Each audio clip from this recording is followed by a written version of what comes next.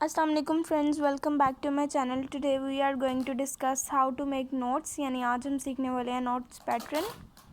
So let's start.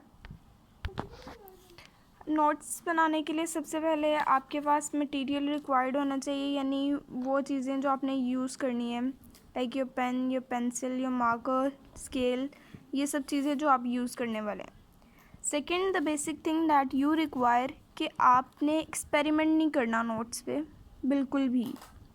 Actually the notes are the material जो आपको till exams आपकी help करें, तो आपने कोशिश करनी है कि आप उन पे बिल्कुल भी एक्सपेरिमेंट ना करें, फुल फाइनल आप उस पे काम करें। थर्ड वन चीज़ कि आप जो काम कर रहे हैं, first you have to practice it. Practice first, then start attempting those questions on notes. Try to make neat notes, क्योंकि आप जितनी दफ़ा भी टिल एग्ज़ाम्स अगर आप एक साल एक क्लास में पढ़ते हैं तो आपने पूरा साल उन नोट्स को दोबारा पढ़ना है। तो ऐसे ही चीज़ बनाएं, ऐसे नोट्स बनाएं कि आप दोबारा अगर उन्हें पढ़ें तो आपका दिल भी करे पढ़ने का, क्योंकि when your notes will be dirty तो बिल्कुल भी उन्हें रीड करने का दिल नहीं करता।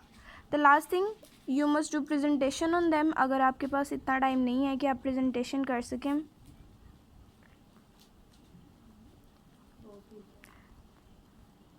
तो फिर that's okay, but if you have time then you must do the presentation. It will help you to be focused. अब जो आपने मटेरियल लिखना है अपने नोट्स में वो क्या होना चाहिए? The material must have these three things. सबसे पहले आपके इम्पोर्टेंट पॉइंट्स, लाइक अगर आप कोई लेक्चर लेते हैं तो उस लेक्चर में जो टीचर इम्पोर्टेंट पॉइंट्स बताता है, you must have them on the notes. इसके अलावा आपकी डेफिनेशंस,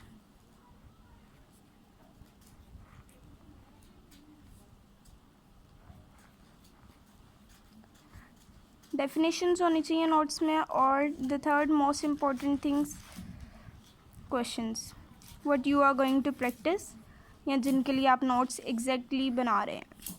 तो अगर आपके नोट्स में ये तीनों चीज़ें होंगी तो आपके नोट्स फुली फाइनल कंप्लीट होंगे, आप एग्ज़ाम्स में यूज़ कर सकते हैं। They will help you a lot.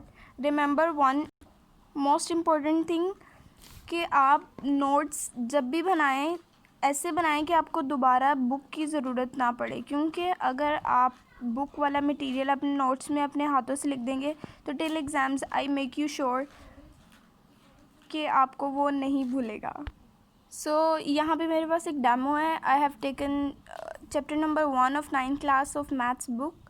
तो यहाँ पे आप देख सकते हैं आई हैव एक्सरसाइज नंबर 1.1, लेकिन जैसा मैंने आपको बताया कि आपके नोट्स में डेफिनेशन होनी चाहिए। तो यहाँ पे सबसे पहले डेफिनेशन है मैट्रिक्स की, then how to represent a matrix, then there is an example. तो इस तरह आप अटेम्प्ट कर सकते हैं। The next I have some examples and some other definitions like definition of row, column, order of matrix.